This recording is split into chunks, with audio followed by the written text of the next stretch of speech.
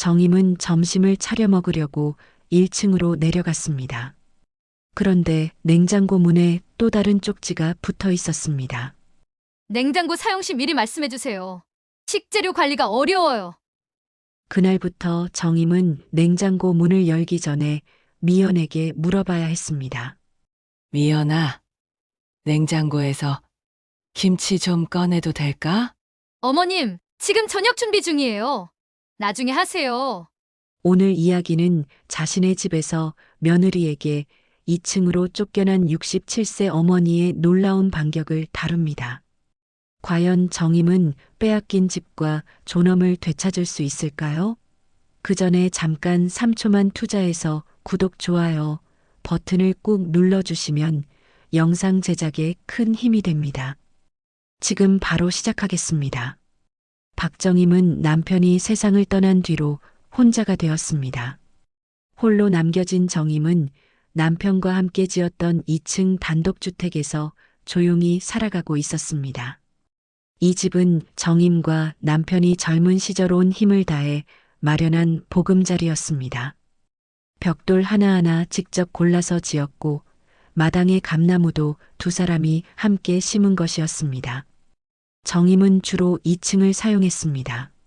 남편의 흔적이 곳곳에 남아있는 2층 방에서 그리움을 달래며 하루하루를 보냈습니다. 남편이 즐겨 앉던 책상, 함께 바라보던 창문, 그리고 남편이 마지막까지 입고 있던 잠옷까지 모든 것이 그대로 남아 있었습니다. 1층에는 아들 준호 부부가 살고 있었습니다. 준호는 현실적인 성격의 소유자였습니다.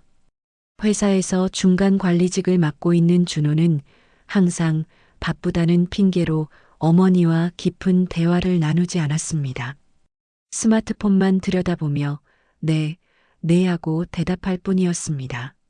며느리 미연은 세련된 외모를 가진 여성이었습니다. 항상 깔끔하게 차려입고 체면을 중시하는 미연은 시어머니와의 관계에서도 적당한 거리를 유지하려 했습니다. 특히 정임이 1층으로 내려와 이런저런 말을 걸면 은근히 귀찮아하는 기색을 보였습니다. 그래도 정임에게는 큰 위로가 되는 존재가 있었습니다. 바로 손자 승민이었습니다. 승민은 순수하고 따뜻한 마음을 가진 아이였습니다. 학교에서 돌아오면 제일 먼저 2층으로 올라가 할머니를 찾았습니다. 할머니, 오늘 학교에서 발표했는데 선생님이 잘했다고 했어요. 승민이 자랑스럽게 말하면 정임은 환하게 웃었습니다. 정임은 1층 부엌에서 승민을 위해 고구마를 쪄주며 옛날 이야기를 들려주곤 했습니다. 이럴 때만큼은 세상 모든 근심이 사라지는 것 같았습니다. 정임은 된장찌개도 자주 끓였습니다. 남편이 생전에 가장 좋아했던 음식이었습니다. 정임만의 특별한 레시피로 만든 된장찌개는 1층 부엌에서 집안 가득 구수한 냄새를 퍼뜨렸습니다. 가끔 그 냄새에 이끌려 준호가 부엌으로 오기도 했습니다. 엄마, 된장찌개 냄새 나는데 우리도 좀 주세요. 그러면 정임은 기뻐하며 큰 냄비 가득 끓인 찌개를 나누어 주었습니다. 이런 순간들이 정임에게는 소중한 시간이었습니다. 하지만 며느리 미연의 표정은 점점 굳어졌습니다. 시어머니가 자꾸 1층으로 내려오는 것이 부담스러워했습니다. 특히 정임이 부엌에서 요리를 하거나 거실에서 승민과 놀 때면 미연은 노골적으로 불편해했습니다.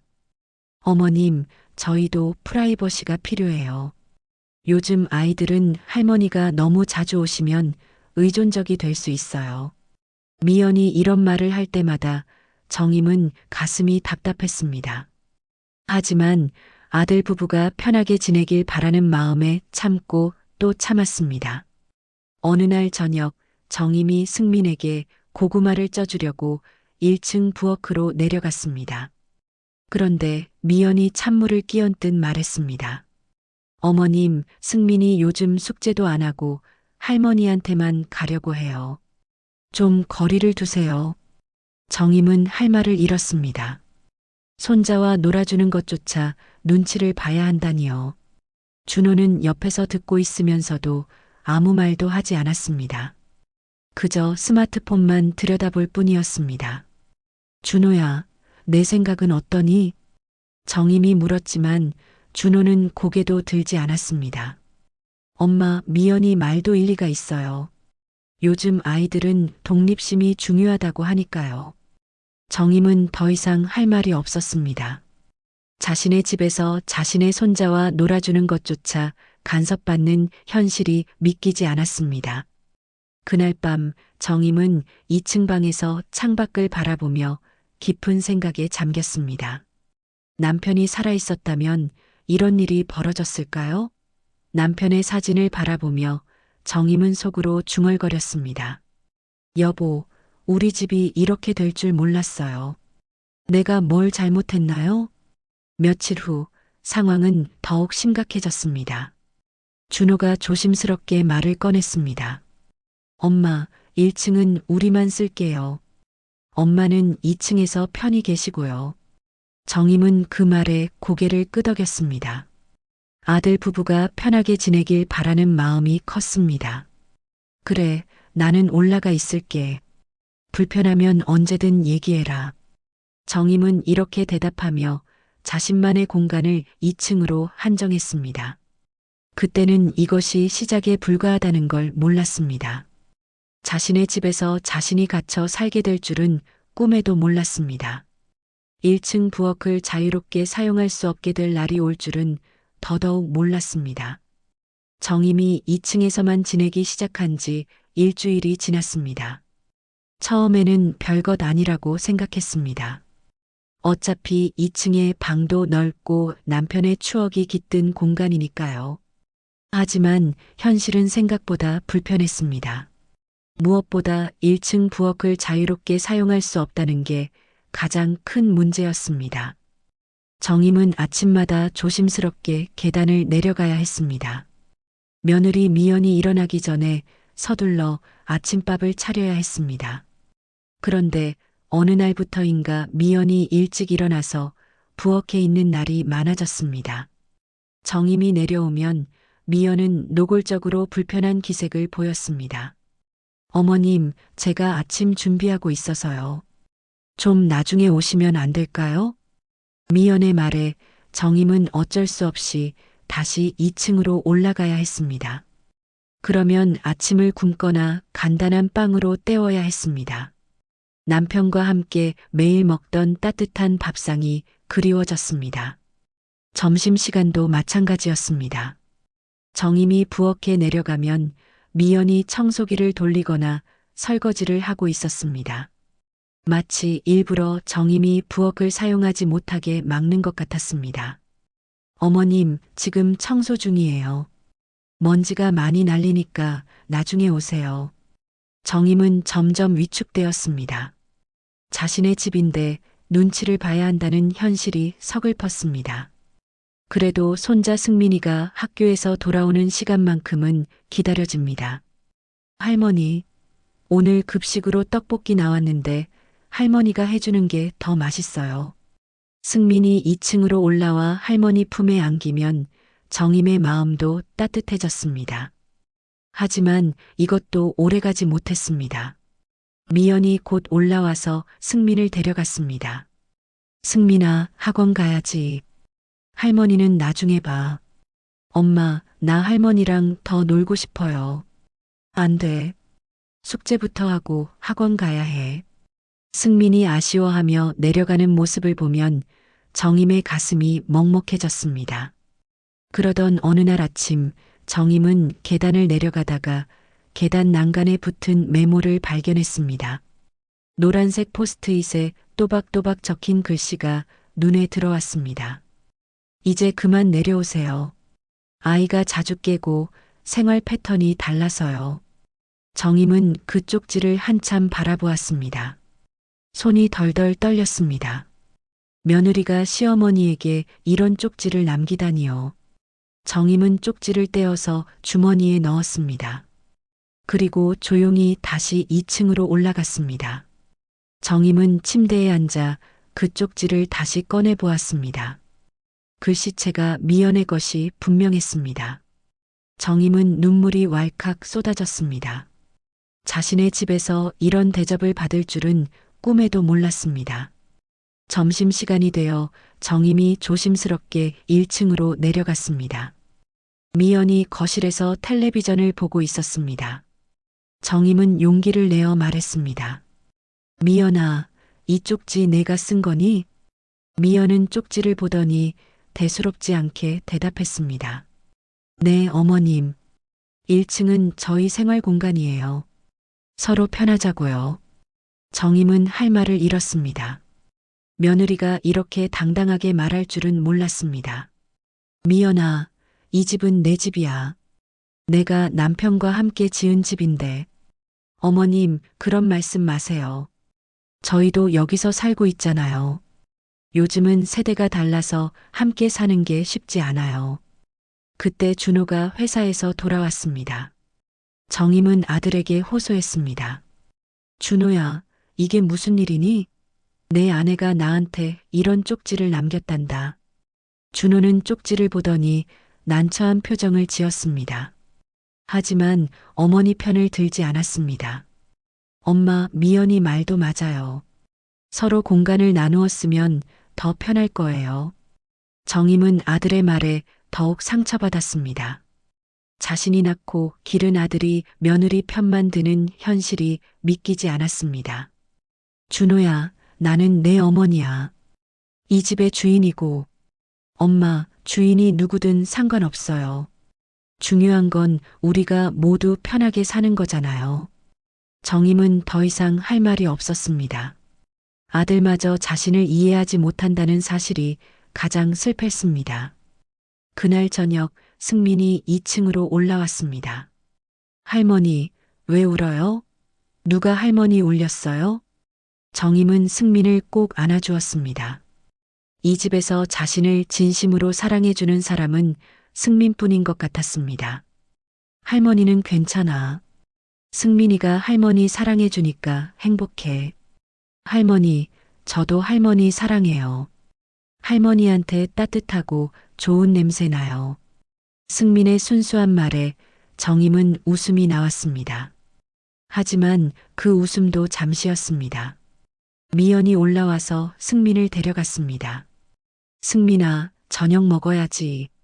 할머니 방에서 너무 오래 있으면 안 돼. 정임은 혼자 남겨졌습니다. 2층 방은 갑자기 너무 넓고 쓸쓸하게 느껴졌습니다. 창밖을 바라보며 정임은 생각했습니다.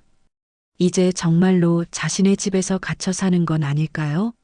그 쪽지는 시작에 불과했습니다. 앞으로 어떤 일이 더 벌어질지 정임은 두려웠습니다. 쪽지 사건 이후 정임의 생활은 완전히 달라졌습니다. 며느리 미연은 더욱 노골적으로 시어머니를 1층에서 배제시키기 시작했습니다. 아침마다 미연이 일찍 일어나 부엌을 점령했고 정임이 내려오면 차가운 시선으로 쳐다봤습니다. 어머님, 아침 준비 중이에요. 방해하지 마세요. 정임은 어쩔 수 없이 다시 2층으로 올라가야 했습니다. 배가 고파도 참아야 했고 목이 말라도 물 한 잔 마시기가 어려웠습니다. 1층 화장실 사용조차 눈치를 봐야 했습니다. 며칠 후 정임은 점심을 차려 먹으려고 1층으로 내려갔습니다. 그런데 냉장고 문에 또 다른 쪽지가 붙어 있었습니다. 냉장고 사용 시 미리 말씀해 주세요. 식재료 관리가 어려워요. 정임은 손이 덜덜 떨렸습니다. 자신의 집 냉장고를 사용하는데 허락을 받으라는 것입니까? 하지만 정임은 참았습니다. 혹시 아들 부부와 더 큰 갈등이 생길까봐 두려웠습니다.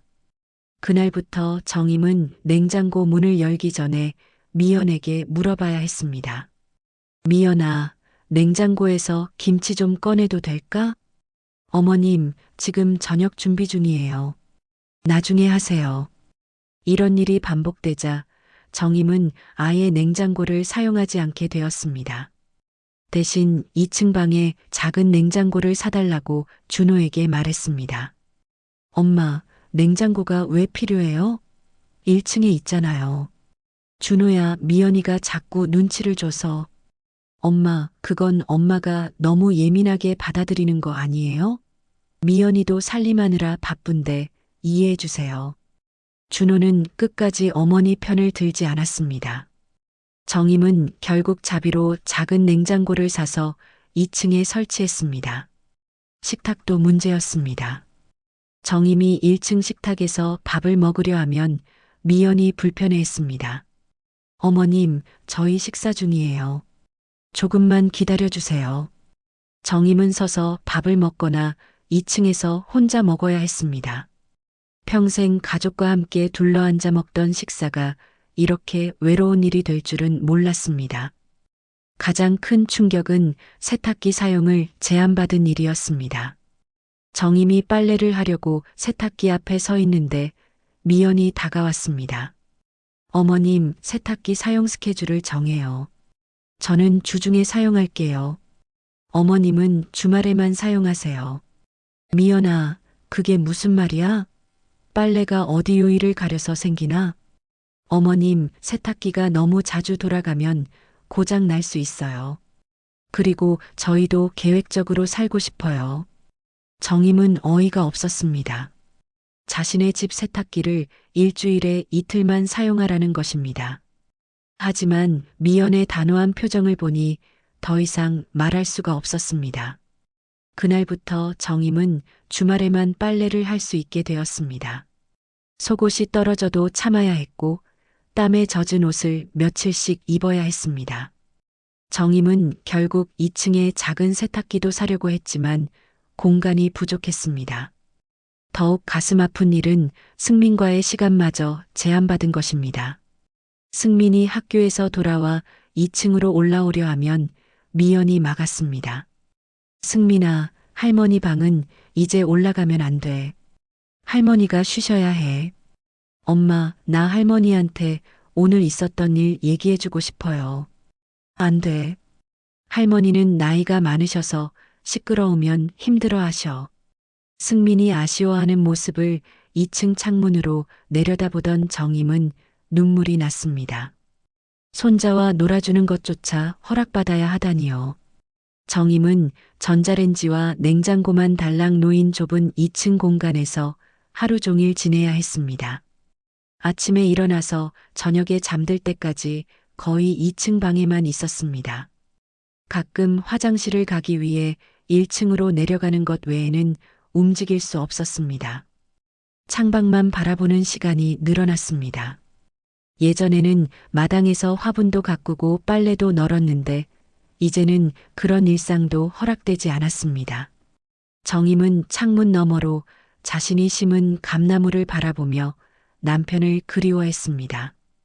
여보, 이게 무슨 일이에요? 내가 우리 집에서 이런 대접을 받을 줄 몰랐어요. 남편의 사진에 대고 하소연해도 대답은 없었습니다. 정임은 점점 말수가 줄어들었고 웃음도 잃어갔습니다. 그러던 어느 날 승민이 몰래 2층으로 올라왔습니다. 엄마 몰래 할머니를 보러 온 것입니다. 할머니, 왜 요즘 안 내려와요? 할머니가 해주는 고구마가 먹고 싶어요. 정임은 승민을 꼭 안아주었습니다. 이 아이만큼은 자신을 진심으로 사랑해준다는 걸 알 수 있었습니다. 승민아, 할머니는 여기 있어야 해. 엄마가 그러라고 했거든. 왜요? 저는 할머니 좋은데. 엄마는 자꾸 내려오지 말라는데 왜 그래요? 정임은 대답할 수 없었습니다. 어린 손자에게 어떻게 이 상황을 설명할 수 있을까요? 정임은 그저 승민을 안아주며 울먹였습니다. 자신의 집에서 자신이 사라져가고 있다는 현실이 너무나 서글펐습니다. 정임이 2층에 갇혀 지낸 지 2달이 지났습니다.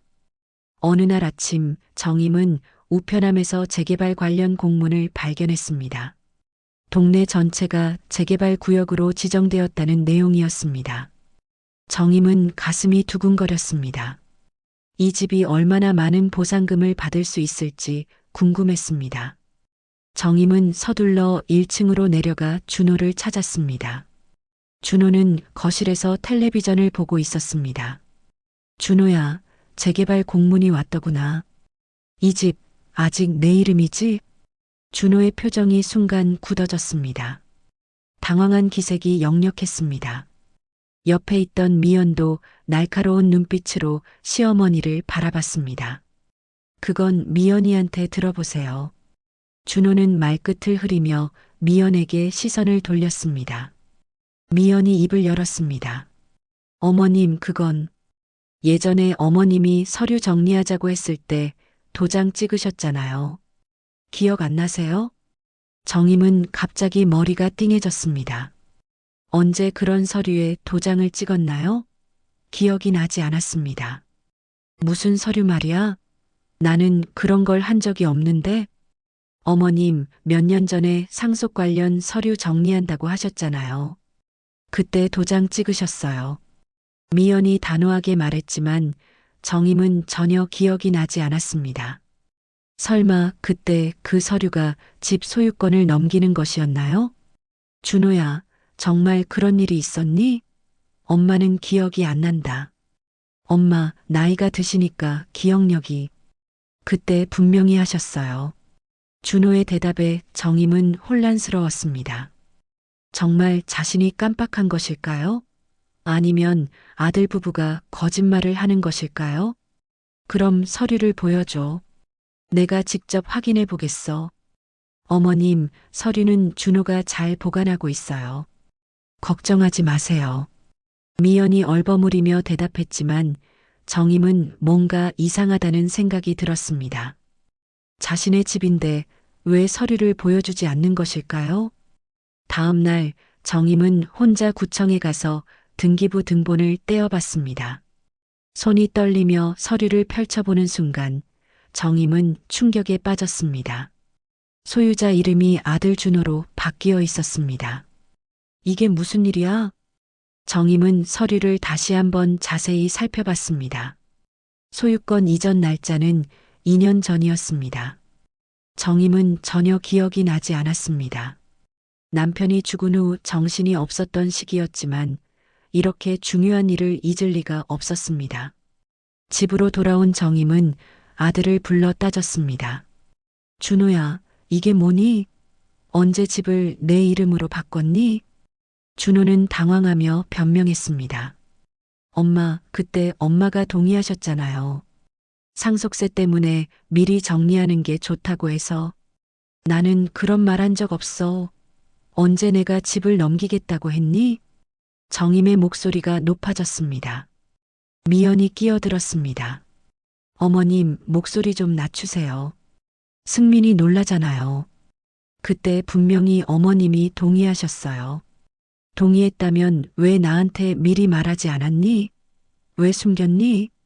정임이 따지자 준호와 미연은 서로 눈빛을 주고받았습니다. 뭔가 미리 짜고 한 일 같았습니다. 엄마, 어차피 나중에는 내가 물려받을 집이잖아요. 미리 정리한 게 뭐가 문제예요? 준호의 말에 정임은 기가 막혔습니다. 자신이 살아있는데 벌써 유산을 나눠 가졌다는 것입니까? 준호야, 그럼 이 집은 이제 내 집이라는 말이니? 법적으로는 그렇죠. 하지만 엄마가 계속 살 수 있어요. 걱정하지 마세요. 정임은 허탈했습니다. 자신이 평생 살던 집이 아들 것이 되어버렸고, 이제는 아들의 허락을 받아야 살 수 있다는 것입니까? 그럼 재개발 보상금도 내가 받는 거구나? 그건 당연히 집주인이 받는 거잖아요. 준호의 대답에 정임은 절망했습니다. 자신이 남편과 함께 평생 모은 재산이 하루아침에 아들 것이 되어버렸습니다. 그날 밤 정임은 2층 방에서 뒤늦게 깨달았습니다. 왜 며느리가 그렇게 당당하게 자신을 2층에 가둘 수 있었는지, 왜 아들이 며느리 편만 들었는지 이제야 알겠습니다. 이미 이 집은 법적으로 아들 것이었기 때문입니다. 정임은 남편의 사진을 바라보며 울었습니다. 여보, 우리가 평생 모은 집을 빼앗겼어요. 아들이 나를 속였어요. 정임은 그제서야 상황의 심각성을 깨달았습니다. 자신은 이제 진짜로 갈 곳이 없는 처지가 되었습니다. 자신의 집에서 아들의 눈치를 보며 살아야 하는 신세가 되어버렸습니다. 며칠 후 준호가 2층으로 올라와서 말했습니다. 엄마, 재개발되면 임시로 다른 곳에서 살아야 해요. 그때까지 좀 참아주세요. 정임은 아들을 바라보며 물었습니다. 준호야, 엄마를 어디로 보내려고 하니? 준호는 대답하지 않고 내려가 버렸습니다. 정임은 이제 정말로 위기를 느꼈습니다. 이대로 가면 자신은 길거리로 내몰릴지도 모른다는 두려움이 엄습했습니다. 겨울이 깊어갈수록 2층 방은 더욱 춥고 외로워졌습니다. 정임은 전자레인지와 냉장고만 달랑 놓인 좁은 공간에서 하루하루를 버텨내고 있었습니다.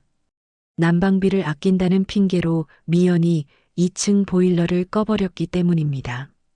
어머님, 요즘 난방비가 너무 많이 나와요. 2층은 잠깐만 참아주세요.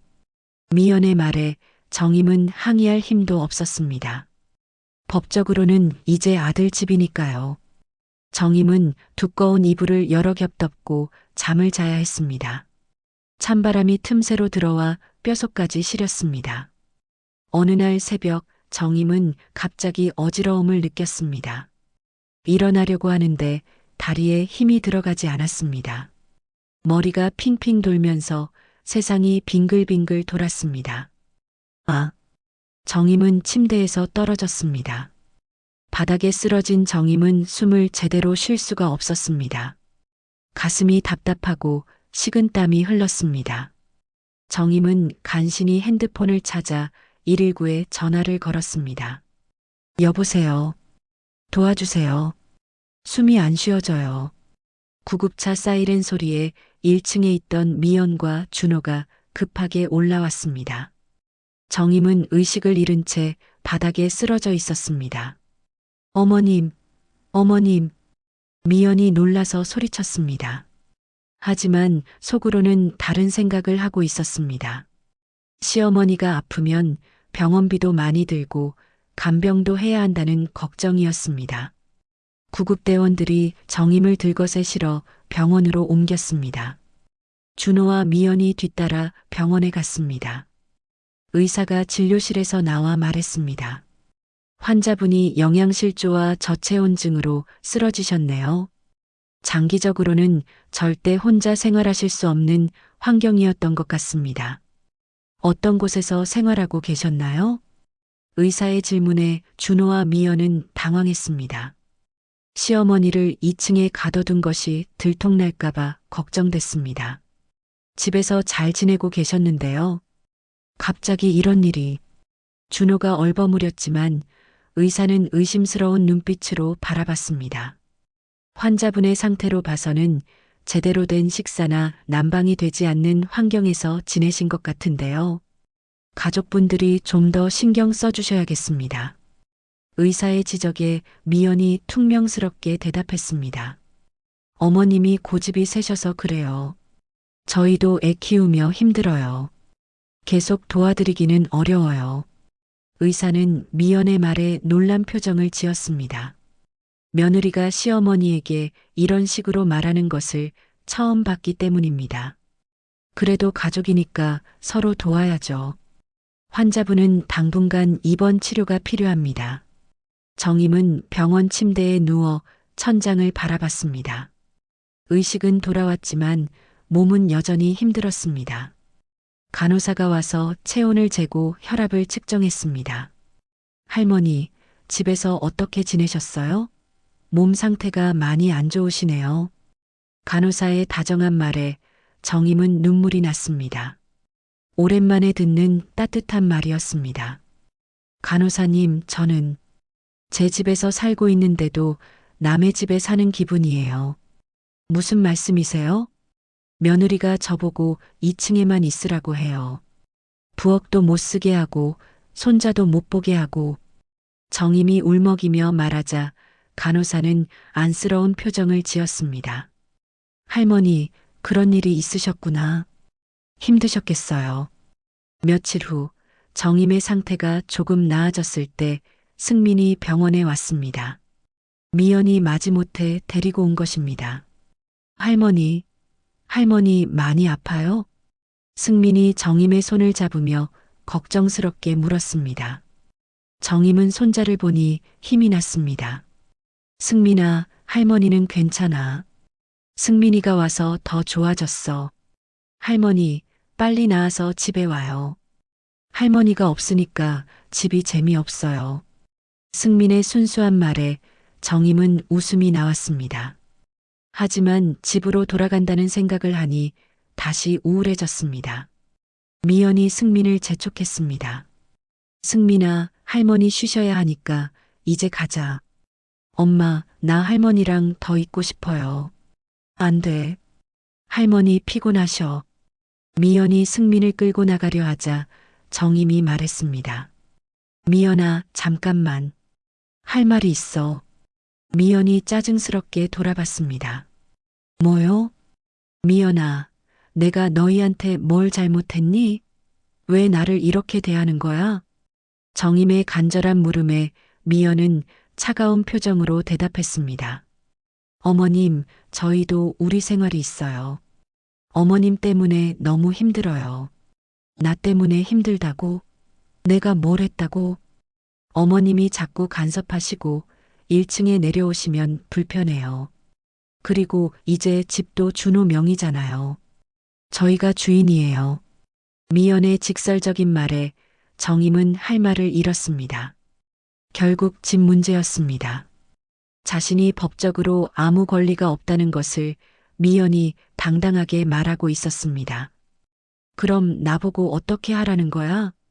어머님, 요양원 같은 곳을 알아보시는 게 어때요? 거기서 또래 어르신들과 지내시면 더 행복하실 거예요. 미연의 말에 정임은 충격을 받았습니다. 결국 자신을 요양원으로 보내려는 것이었습니다. 그날 밤 정임은 병원 침대에서 뒤척였습니다. 퇴원하면 다시 2층 감옥으로 돌아가야 하는 것일까요? 아니면 정말로 요양원으로 쫓겨나야 하는 것일까요? 정임은 깊은 절망에 빠졌습니다. 이대로는 절대 안 끝낼 수 없다는 생각이 들기 시작했습니다. 정임은 병원에서 일주일을 보낸 후 집으로 돌아왔습니다. 하지만 상황은 전혀 나아지지 않았습니다. 오히려 더 악화되었습니다. 미연은 시어머니가 병원에 입원했다는 사실 자체를 부담스러워했습니다. 어머님, 병원비가 너무 많이 나왔어요. 앞으로는 좀 더 조심하세요.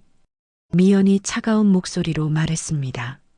정임이 아파서 쓰러진 것조차 돈이 아깝다는 투로 말하고 있었습니다.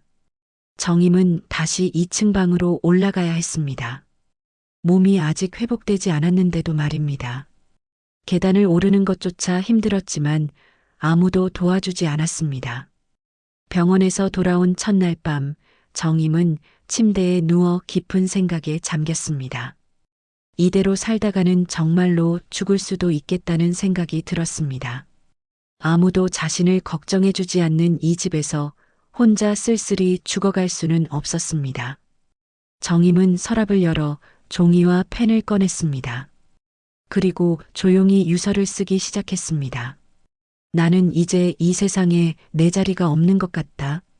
내가 살아온 이 집이 이제는 내 자리가 아닌가 봐. 나는 그냥 조용히 사라지려 한다. 정임은 떨리는 손으로 한 글자씩 써내려갔습니다. 남편에 대한 그리움, 아들에 대한 실망, 그리고 며느리에 대한 원망까지 모든 감정을 종이에 쏟아냈습니다. 준호야, 내가 원하는 대로 이제 이 집은 온전히 내 것이다. 엄마는 더 이상 너네 눈에 거슬리지 않을게. 다만 승민이는 잘 키워라. 그 아이만큼은 할머니를 사랑해 주었으니까. 유서를 다 쓴 정임은 종이를 접어서 서랍 깊숙이 넣어두었습니다. 그리고 창문을 바라보며 마지막 결심을 다졌습니다. 다음 날 아침 정임은 평소보다 일찍 일어났습니다. 며느리가 일어나기 전에 1층으로 내려가서 마지막으로 집안을 둘러보고 싶었습니다. 자신이 남편과 함께 갖고 온 추억의 공간들을 마지막으로 보고 싶었습니다. 정임이 조용히 거실에 앉아 있는데 승민이 학교 가기 전에 2층으로 올라갔습니다. 할머니가 없자 승민은 급하게 1층으로 내려왔습니다. 할머니, 할머니 어디 가셨어요? 승민이 정임을 발견하고 달려와 안겼습니다. 정임은 손자를 꼭 안아주며 눈물을 참았습니다. 승민아, 할머니가 너를 많이 사랑한다는 거 알지? 네, 저도 할머니 제일 사랑해요. 승민의 순수한 대답에 정임의 마음이 흔들렸습니다. 이 아이를 두고 떠날 수는 없었습니다. 그때 미연이 내려와서 승민을 보고 화를 냈습니다. 승민아, 할머니 방에 가지 말라고 했잖아. 왜 자꾸 말 안 들어? 엄마, 할머니가 아파서 걱정됐어요. 걱정할 거 없어. 할머니는 혼자서도 잘 지내실 수 있어. 미연의 냉정한 말에 승민이 슬픈 표정을 지었습니다. 정임은 손자의 표정을 보며 가슴이 아팠습니다. 미연아, 승민이한테 왜 그렇게 말하니? 아이가 할머니를 사랑하는 게 잘못이야?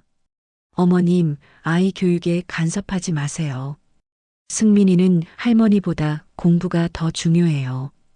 미연이 단호하게 말하며 승민의 손을 잡아 끌었습니다. 승민이 뒤를 돌아보며 할머니에게 손을 흔들었습니다. 할머니, 학교 다녀올게요. 정임은 손자의 모습을 보며 결심을 바꿨습니다.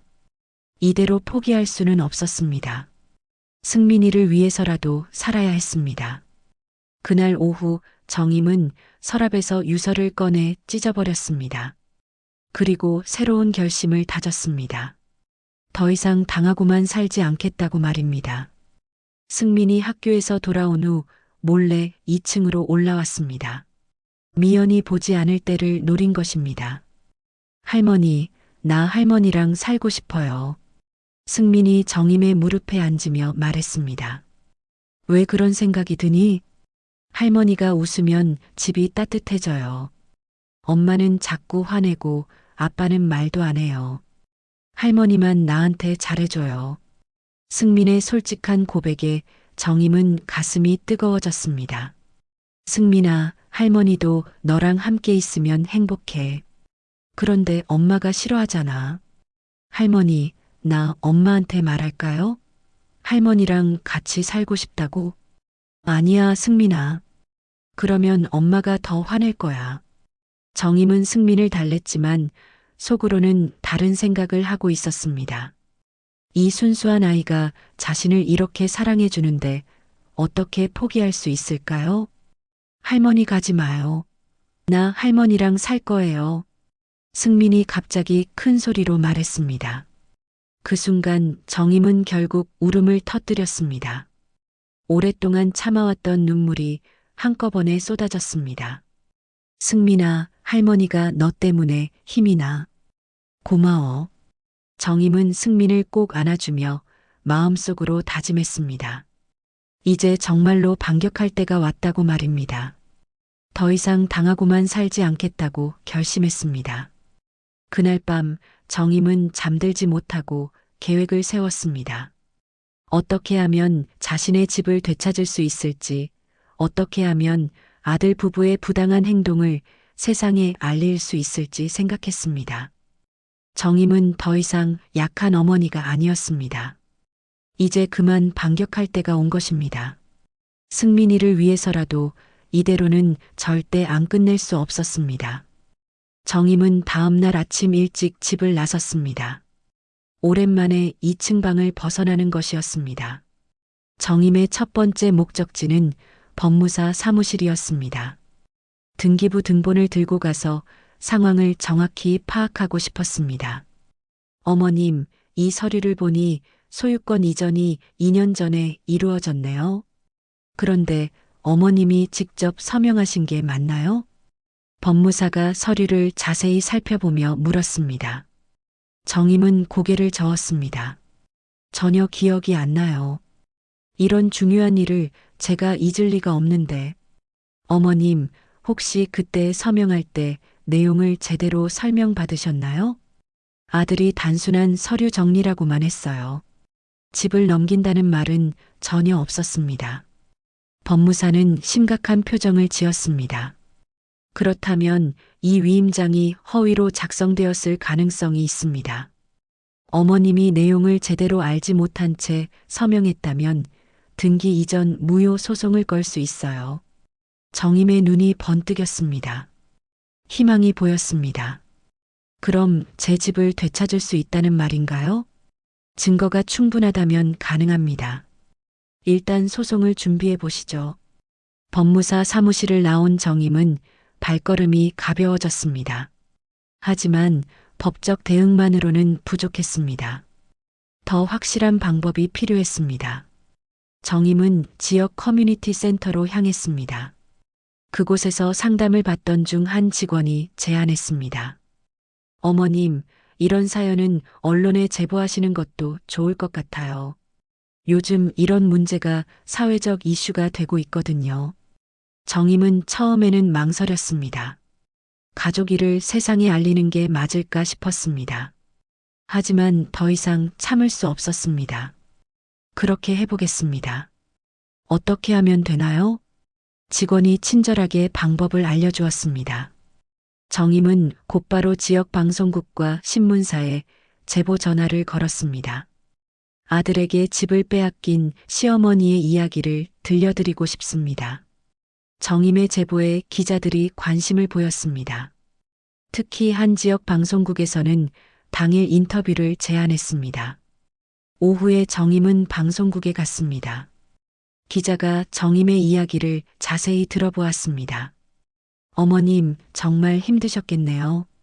방송에 나가시면 많은 사람들이 알게 될 텐데 괜찮으시겠어요? 네, 괜찮습니다. 저와 같은 일을 겪는 분들이 더 이상 없었으면 좋겠어요. 정임은 카메라 앞에서 당당하게 자신의 이야기를 털어놓았습니다. 이 집은 제가 제 손으로 지은 집입니다. 남편과 함께 평생 모아서 마련한 집이에요. 아들에게 물려준 게 아니라 잠시 빌려준 거였는데 어느 날부터 제가 내려오면 안 되는 사람이 됐더군요. 정임의 진솔한 고백이 방송을 탔습니다. 그날 저녁 지역 뉴스에 정임의 이야기가 보도되었습니다. 집으로 돌아온 정임을 맞이한 것은 아들 부부의 분노였습니다. 엄마, 이게 뭐예요? 왜 방송에 나가서 우리 집안 이야기를 다 떠들었어요?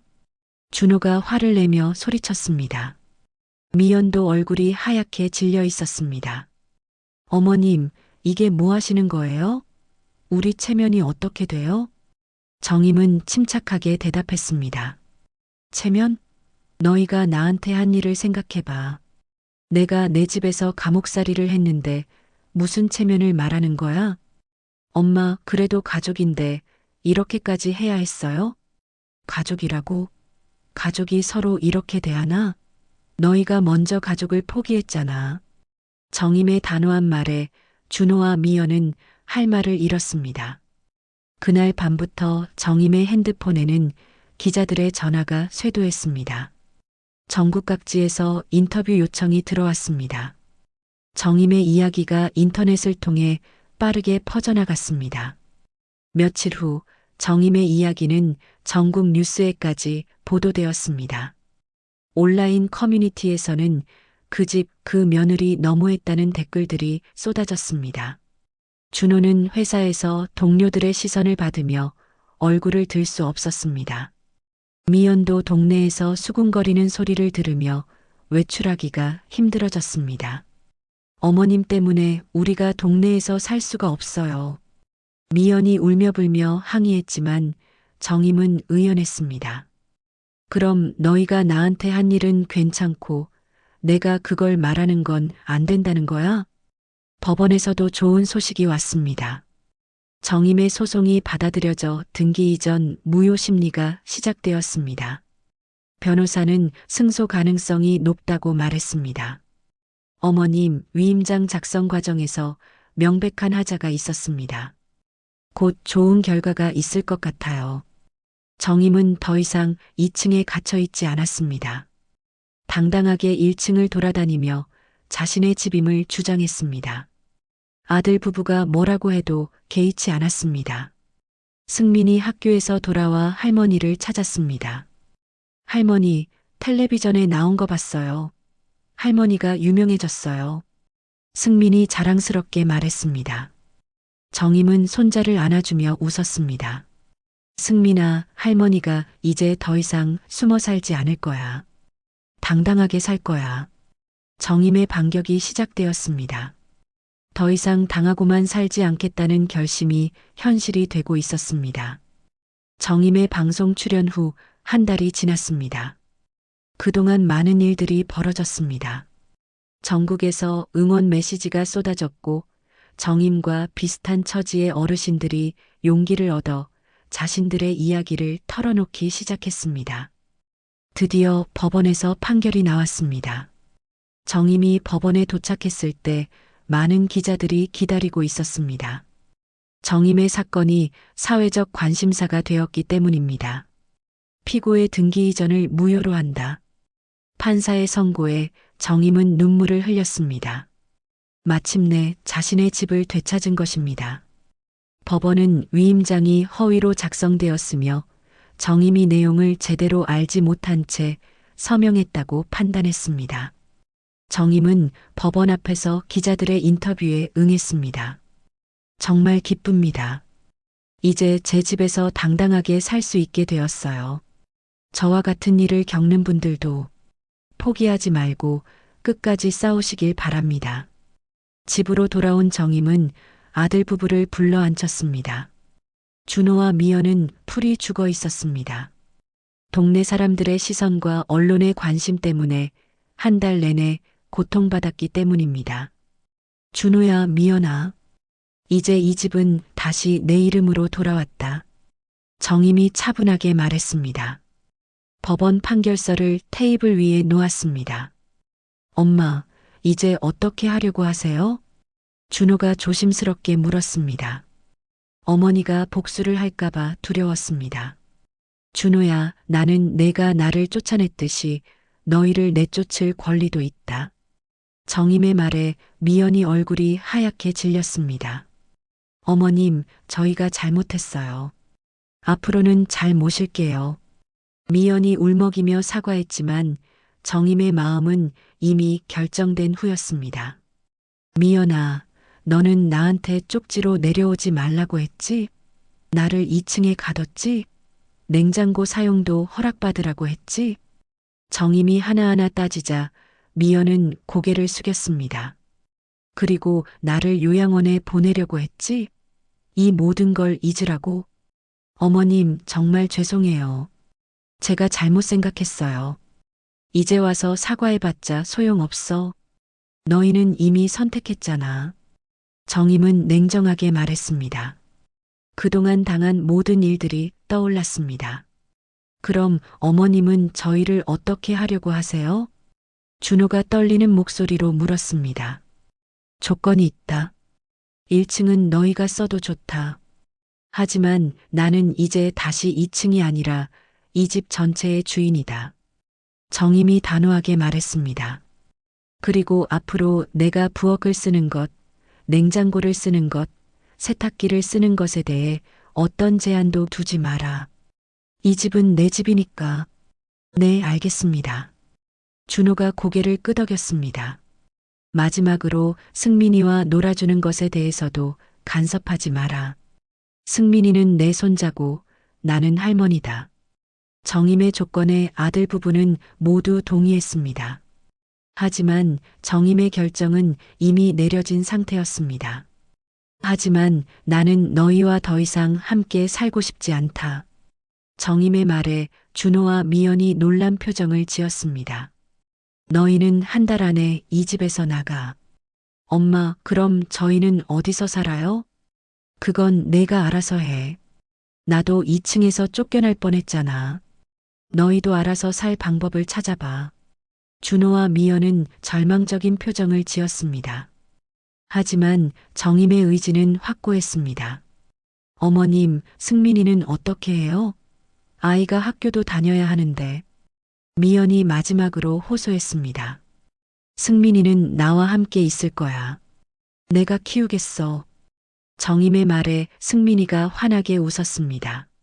승민은 할머니와 함께 사는 것을 가장 좋아했습니다. 할머니, 정말이요? 우리 계속 같이 살 수 있어요? 그럼 승민아, 할머니가 맛있는 거 해줄게. 며칠 후, 준호와 미연은 짐을 싸서 집을 떠났습니다. 동네 사람들이 지켜보는 가운데 초라한 모습으로 나가야 했습니다. 어머님, 승민이는 정말 어머님이 키우실 거예요? 미연이 마지막까지 미련을 보였지만 정임은 단호했습니다. 너희가 승민이를 제대로 키웠나? 할머니 보지 말라고 했잖아. 이제 내가 키울 거야. 준호와 미연이 떠난 후 정임과 승민은 마당에 앉아 고구마를 구워 먹었습니다. 오랜만에 평화로운 시간이었습니다. 할머니, 우리 이제 여기서 계속 같이 사는 거죠? 승민이 고구마를 먹으며 물었습니다. 그럼 승민아, 이 집은 할머니 집이니까 우리가 주인이야. 정임은 미소를 지으며 대답했습니다. 마침내 자신의 집에서 자신의 손자와 함께 당당하게 살 수 있게 되었습니다. 그날 저녁 정임은 남편의 사진 앞에 앉아 말했습니다. 여보, 우리 집을 지켜냈어요. 이제 승민이와 함께 행복하게 살 거예요. 정임의 길고 험했던 싸움이 드디어 끝났습니다. 이제 정말로 자신의 집에서 당당하게 살 수 있게 되었습니다.